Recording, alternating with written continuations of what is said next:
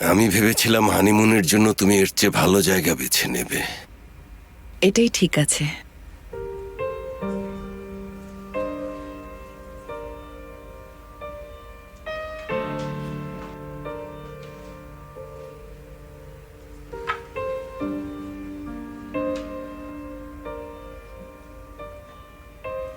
তোমার এখানে না আসলেও হতো, জায়গাটা তোমার জন্য না। তোমাকে দেখতে ইচ্ছা করছিল, চিন্তা হচ্ছিল। কেমন আছো? ভালো আছি, শুধু তোমাকে নিয়ে চিন্তিত। বাসার কি অবস্থা? সবাই ভালো আছে। বাড়ি?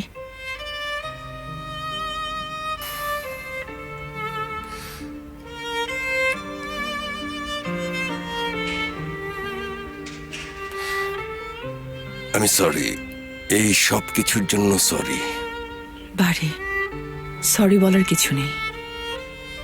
তুমি খুব শীঘ্রই এখান থেকে বের হবে। ওরা কি করছে? ওরা তাড়াতাড়ি যেভাবেই হোক তোমাকে এখান থেকে বের করেই ছাড়বে।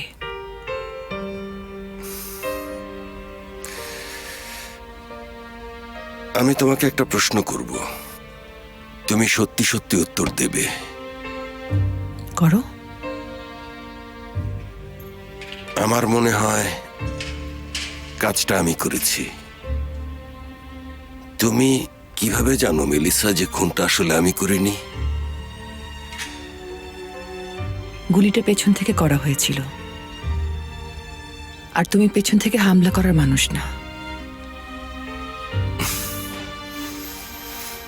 আমি আসলে ঠিক বুঝতে পারছি না।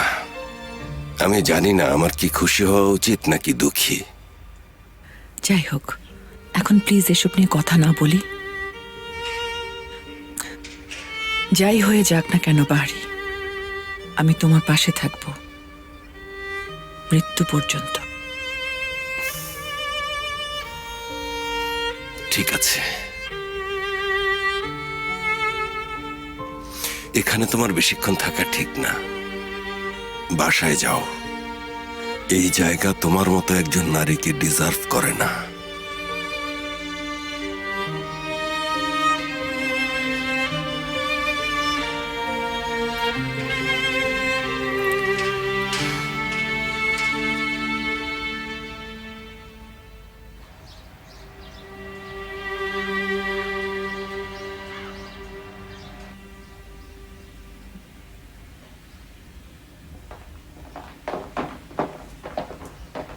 Good morning. মর্নিং। লোকগুলোর কি করেছো? চাটালজারের ওয়্যারহাউসে রেখেছি। ভালো করেছো।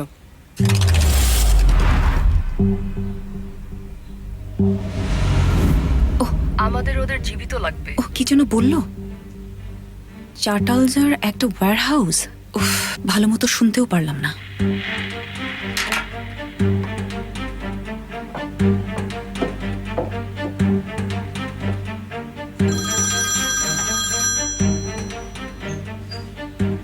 হ্যালো, হ্যাঁ সদরুদ্দিন, শোনো, ওরা লোকগুলোকে লুকিয়ে রেখেছে আর আমি জানি কোথায় সেটা। আচ্ছা বলো ওদের কোথায় নিয়ে গেছে? আমি তোমাকে বলবো, কিন্তু তার আগে আমার ব্যাংকের অ্যাকাউন্টে 2 লক্ষ টাকা পাঠাও জলদি। আরে বাবা আমি পাঠাবো, আগে বলো কোথায়। আগে বলো কখন টাকা পাঠাবে। আজ। শোনো, যদি টাকা না পাঠাও তাহলে ডিল এখানেই অফ। শোনো, বেশি পেঁচিও না, বলো ওরা কোথায়। চাটালজারের একটা ওয়্যারহাউসে। আমি যতদূর জানি এটা খুবই পরিচিত একটা ওয়্যারহাউস। হ্যাঁ আমি চিনি মনে হয়। ও সদরুদ্দিন, তুমি আজই টাকা পাঠাচ্ছ তাই না? উফ আল্লাহ, পাঠাবো তো তোমার টাকা আমি।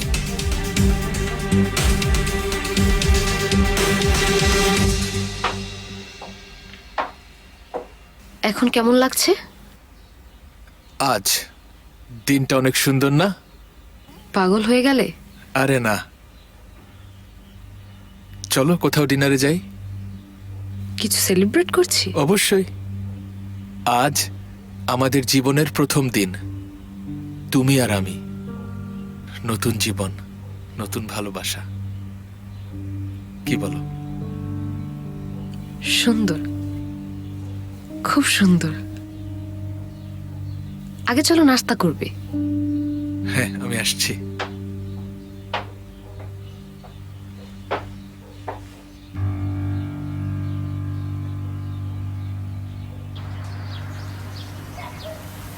শোনো, তোমাকে ফিওনার সাথে পরিচয় করিয়ে দিতে চাই বাবা। এবার কিন্তু সেও আমাকে ভালোবাসে। একদিন অবশ্য ফিওনা আমাকে দুষ্টু বলেছিল, তার মানে আমাকে অবশ্যই ভালোবাসে।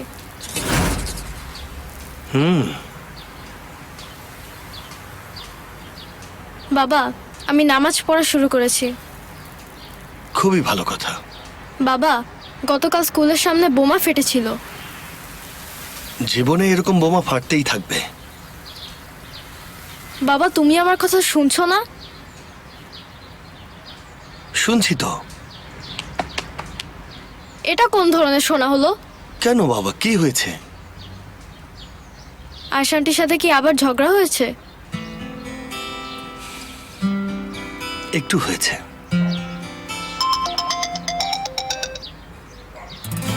হ্যালো মা, কেমন আছো? ভালো বাবা, তোমার কি অবস্থা? ভালো আছি। আমি আর বাবা এখন ব্রেকফাস্ট করছি, আর এরপর বাবা আমাকে স্কুলে নামিয়ে দিবে। সন্ধ্যায় আমার বাসায় এসো, ঠিক আছে? তোমাকে অনেক মিস করছি। ওকে, কিন্তু বাসায় ওই লোকটা আছে? এটা কেমন কথা হলো? সন্ধ্যায় বাসায় আসো, আমরা এই ব্যাপারেও কথা বলবো। তুমি কি আমাকে স্কুল থেকে নিয়ে যাবে? অবশ্যই নিয়ে যাব। দেখা হচ্ছে। আচ্ছা মা, দেখা হচ্ছে।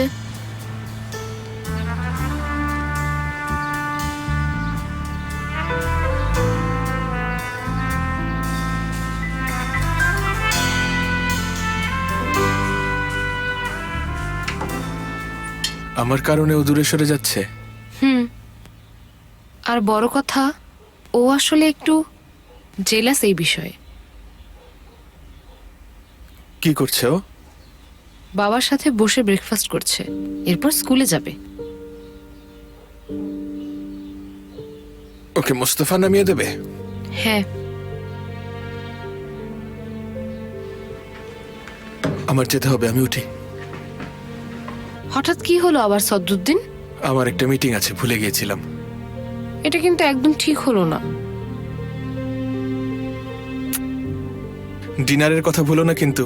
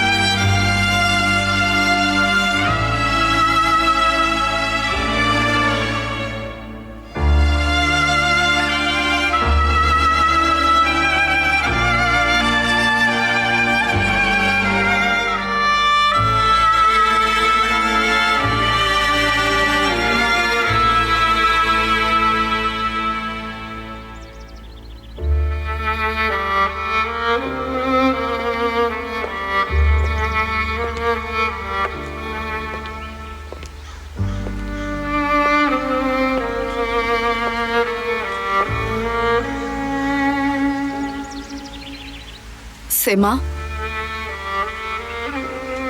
ওয়েলকাম।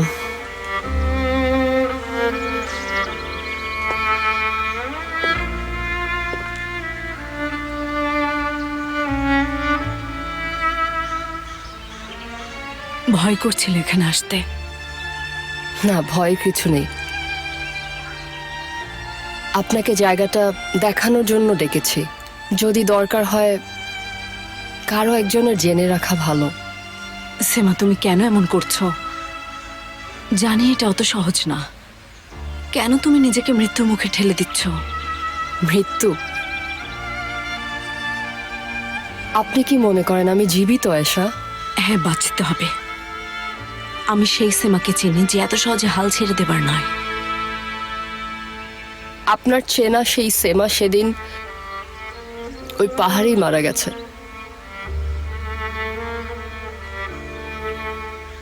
আমি জানি না সেফের বেঁচে আছে কিনা, কিন্তু জানি আমি মরে গেছি।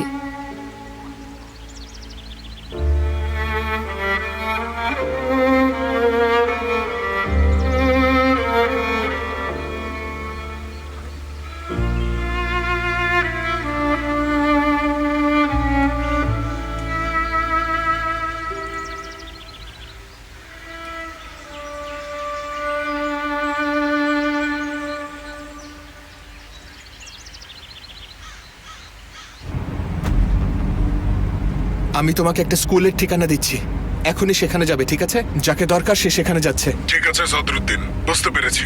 আর ওই ওয়্যার হাউসের ব্যাপারে আপডেট কি? আমার লোকরা যাচ্ছে সেখানে। ভালো। বাবা, প্রেমের সবচেয়ে ইম্পর্টেন্ট ব্যাপার হলো দুইজন একদম উল্টো স্বভাবের হওয়া লাগে। তাই নাকি সিনান? হ্যাঁ, সে যেমন আছে তাকে সেভাবেই মেনে নিতে হবে। তুমি তাকে সব সময় পুতুলের মতো কন্ট্রোল করতে পারো না। ও তাই? অবশ্যই বাবা, আমার তো কিছু এক্সপিরিয়েন্স আছে নাকি। আচ্ছা ঠিক আছে, এখন থেকে আমি তাহলে তোমার অ্যাডভাইস নেব। হ্যাঁ, তোমার দরকার আছে বাবা। এখন থেকে এইসব ব্যাপারে আমিই তোমার কোচ হব। দেখলে, শেষ পর্যন্ত আমিই তোমাকে হাসালাম।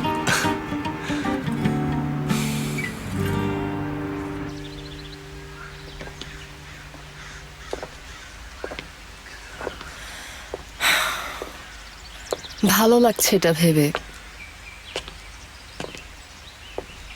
আয়শা, আমার যদি কিছু হয়ে... সেমা, প্লিজ এসব ব্যাপারে আমরা আর কথা না বলি। ঠিক আছে। গত রাতের পর আপনার এখন কি অবস্থা? আগের মতোই। মোস্তফার সদরুদ্দিনের ব্যাপারটা... আমি না একদম মাঝখানে পড়ে গেছি। ঠিক বলেছেন, কিন্তু আমার কথা হচ্ছে আপনার মোস্তফাকে আঁকড়ে ধরা উচিত। দেখুন, আমরা দুজনই কিন্তু খুব ভাগ্যবতী। দুজনই ভালোবেসেছি আর ভালোবাসা পেয়েছি। শুধু আমি আমার ভালোবাসাটাকে হারিয়ে ফেলেছি। আমি যদি তোমার জন্য কিছু করতে পারতাম সেমা। মোস্তফার খেয়াল রাখেন, যাই হয়ে যাক না কেন। আমি আমার মানুষটাকে হারিয়েছি, আপনি হারিয়েন না। আপনার কাছে আর কিছুই চাই না, কিছুই না। এত সহজ না বিষয়টা। আমি বলছি না সহজ, কিন্তু চেষ্টা করেন।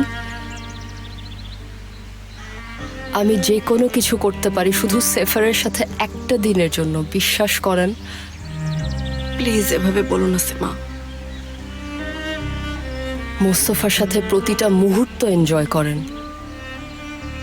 ঝগড়ার তর্কে সময় নষ্ট করবেন না,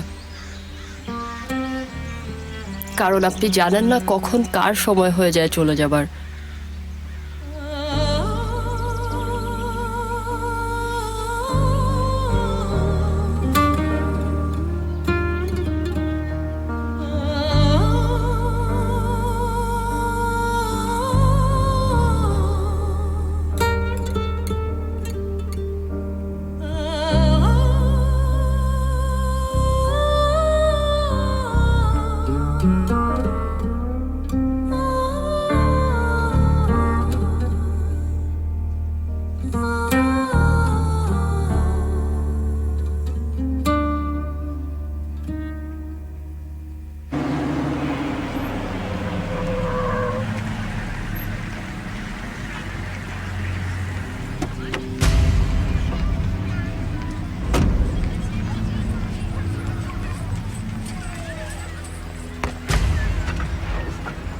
ওয়েলকাম আপনাকে সদরুদ্দিন ভাই।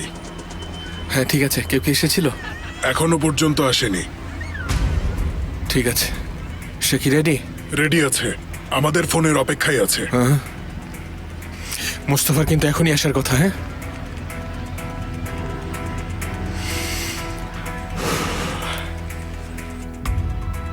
কি হলো? তোমাদের মালিক কি তোমাদের বিক্রি করে দিল নাকি? আমাদেরকেও বিক্রি করতে পারে না খোকা। কিন্তু শোনা, আমাদেরকে খোকা বা এই ধরনের কোনো কিছু না বললেই তোমার জন্য ভালো হবে। তোমার সেই মিথ্যা সাক্ষী যদি আর না আসে, তখন যা হবে তার জন্য কিন্তু আমরা দায়ী থাকবো না। আরে ব্যাপার না, তখন না হয় এদের মেরে ফেলবো।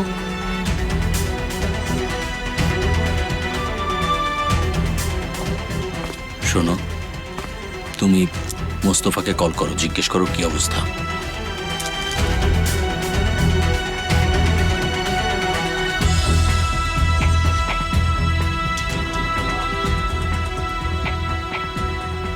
হ্যালো, তুমি কোথায় ভাই? সিনানকে আমি স্কুলে নামিয়ে দিয়ে আসছি। ঠিক আছে, আর কোনো খবর আছে ভাই? না, এখন পর্যন্ত নেই।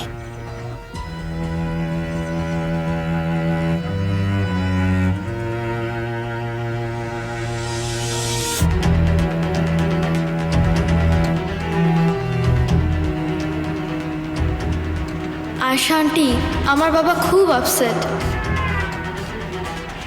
শোনো সিনান, আমি রাজি হয়েছি কারণ তুমি তোমার মাকে অনেক মিস করছো, বুঝতে পেরেছো?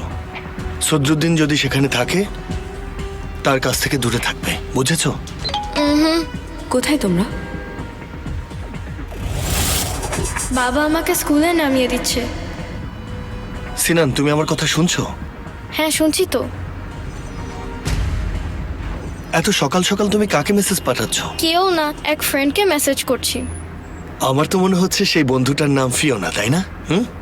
কারো ব্যক্তিগত জীবনে তোমার হস্তক্ষেপ করা ঠিক হচ্ছে না। আচ্ছা ঠিক আছে, মাফ করে দাও মিস্টার সিনান। তোমার ব্যক্তিগত জীবন তোমারই থাক, নিজেই সামলাও।